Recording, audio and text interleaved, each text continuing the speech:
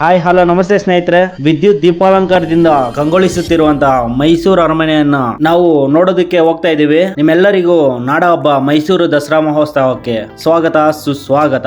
ಪ್ರತಿ ವರ್ಷದಂತೆ ಈ ವರ್ಷವೂ ಸಹ ವಿವಿಧ ಬಗೆಯ ವಿನ್ಯಾಸಗಳಿಂದ ಮೈಸೂರಿನ ರಸ್ತೆಗಳಲ್ಲಿ ಮೂಡಿ ಬಂದಿರುವಂತಹ ಈ ವಿದ್ಯುತ್ ದೀಪಾಲಂಕಾರವನ್ನ ನೋಡುವುದೇ ಒಂದು ಚಂದ. ಎಲ್ಲಿ ನೋಡಿದ್ರು ಜಗಮಗಿಸುವಂತಹ ಈ ವಿದ್ಯುತ್ ದೀಪಾಲಂಕಾರವನ್ನ ನಾವು ಕಾಣಬಹುದು. ಒಟ್ಟಿನಲ್ಲಿ ಮೈಸೂರು ದಸರಾ ಸಂಭ್ರಮಕ್ಕೆ ಇದೊಂದು ಮೆರುಗು ತಂದಿದೆ ಅಂತಾನೆ ಅನ್ಬಹುದು. ಅಕ್ಟೋಬರ್ 3ರಿಂದ 12ರವರೆಗೆ ಜರುಗುವಂತಹ ಈ 9 ದಿನಗಳ ನವರಾತ್ರಿ ಉತ್ಸವ ಅಥವಾ ದಸರಾ ಮಹೋತ್ಸವ ನಾಡಿನಾದ್ಯಂತ ಜನರನ್ನ ಆಕರ್ಷಿಸುತ್ತದೆ. ಅಲ್ಲದೆ ಈ ಸಾಂಸ್ಕೃತಿಕ ನಗರಿ ಮೈಸೂರು ದಸರಾವನ್ನ ನೋಡಲು ದೇಶ ವಿದೇಶದಿಂದಲೂ ಜನರು ಆಗಮಿಸ್ತಾರೆ.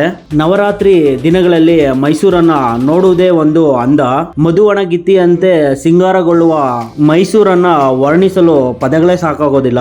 ನೋಡಿ ಸ್ನೇಹಿತರೆ, ಏನ್ ಚೆನ್ನಾಗಿದೆ ಅಂದ್ರೆ ರಸ್ತೆಗಳು ವಿವಿಧ ಬಗೆಯ ವಿದ್ಯುತ್ ದೀಪಾಲಂಕಾರದಿಂದ ಹೆಂಗ್ ಕಂಗೊಳಿಸ್ತವೆ ಅಂದ್ರೆ ನಾವು ಒಂದು ರಸ್ತೆ ಇದ್ದಂತೆ ಇನ್ನೊಂದು ರಸ್ತೆ ಇರೋದಿಲ್ಲ. ನೋಡೋದಕ್ ಮಾತ್ರ ಸೂಪರ್ ಸಖತ್ತಾಗಿದೆ ಫ್ರೆಂಡ್ಸ್. ಏನಂದ್ರೆ ನನಗಂತ ತುಂಬಾ ಇಷ್ಟ ಆಯ್ತು, ತುಂಬಾ ಚೆನ್ನಾಗಿದ್ದಾವೆ. ಆದಷ್ಟು ಈ ಮೈಸೂರು ದಸರಾವನ್ನ ಎಲ್ರೂ ನೋಡ್ಬೇಕು ಅನ್ನೋದೇ ನನ್ನ ಆಸೆ. ಈ ದಸರಾದ ಬಹುದೊಡ್ಡ ಆಕರ್ಷಣೆ ಅಂದ್ರೆ ವಿಶ್ವವಿಖ್ಯಾತ ಜಂಬೂ ಸವಾರಿ. ಕ್ಯಾಪ್ಟನ್ ಅಭಿಮನ್ಯು ಈ ವರ್ಷದ ಅಂಬಾರಿಯನ್ನ ಒತ್ತುವಂತ ಜವಾಬ್ದಾರಿಯನ್ನ ಹೊಂದಿದ್ದಾನೆ. ವಿಜಯದಶಮಿಯ ದಿನ ನಾಡದೇವಿ ತಾಯಿ ಚಾಮುಂಡೇಶ್ವರಿಯ ಮೂರ್ತಿಯನ್ನು ಅಂಬಾರಿಯಲ್ಲಿ ಹೊತ್ತು ಸಾಗುವ ದೃಶ್ಯ ನೋಡುವುದೇ ಒಂದು ಭಾಗ್ಯ. ನೋಡಿ ಸ್ನೇಹಿತರೆ, ನಾವಿವತ್ತು ನೆಹರು ಸರ್ಕಲ್ ಅಲ್ಲಿ ಇದ್ದೀವಿ. ಈಗ ನಾಡ ಹಬ್ಬ ಮೈಸೂರಿನಲ್ಲಿ ಬಹಳ ವಿಜೃಂಭಣೆ ಎಂದಿರುವಂತಹ ಲೈಟಿಂಗ್ ಅನ್ನು ನೋಡಿ ಹೇಗಿದೆ ನೋಡಿ. ಬೆಳಕಿನ ಹಬ್ಬ ಅಂತಾನೆ ಇಲ್ಲಿ ನಾವು ಕಾಣ್ಬೋದು ನೋಡಿ. ಇದು ನೆಹರು ವೃತ್ತ, ಮೈಸೂರಿನ ಮುಖ್ಯ ಸರ್ಕಲ್ಗಳಲ್ಲಿ ಇದು ಒಂದು ಸರ್ಕಲ್ ಆಗಿದೆ. ನಮ್ಮ ಇಂಡಿಯನ್ ಪೋಸ್ಟ್ ಆಫೀಸ್, ಹಳೆಯ ಪೋಸ್ಟ್ ಆಫೀಸ್ ಅನ್ನು ಸಹ ಇಲ್ಲಿ ನಾವು ನೋಡ್ಬೋದು ನೋಡಿ. ಬನ್ನಿ ಈಗ ಮೈಸೂರು ಅರಮನೆ ನೋಡಕ್ಕೆ ಹೋಗೋಣ.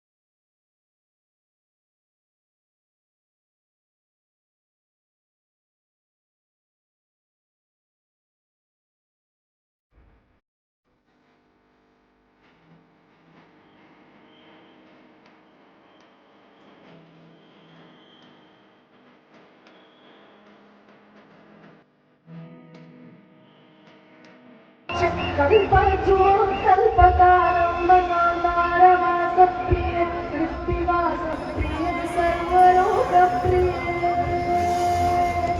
कृत्तिवासप्रिय सर्वलोकप्रिय कृत्तिवासप्रिय सर्वलोकप्रिय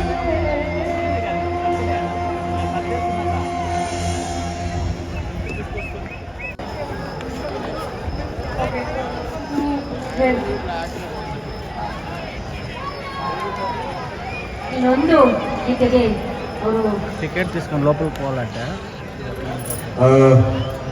ಮತ್ತೊಮ್ಮೆ ಎಲ್ಲರಿಗೂ ಧನ್ಯವಾದಗಳನ್ನ ಮಂಗ್ಲಿ ಅವರ ಕಡೆಯಿಂದ ಹಾಗೂ ಸೌಂಡ್ಸ್ ಆಫ್ ಮಂಗ್ಲಿ ಅವರ ಕಡೆಯಿಂದ ಹೇಳೋದಕ್ಕೆ ಇಷ್ಟಪಡ್ತಾ ಇದೀವಿ. ನಿಮಗೆ ಈ ವಿಡಿಯೋ ಇಷ್ಟ ಆದರೆ ಲೈಕ್ ಮಾಡಿ, ಶೇರ್ ಮಾಡಿ ಮತ್ತೆ ಕಾಮೆಂಟ್ ಮಾಡಿ. ಧನ್ಯವಾದಗಳು. Thank you.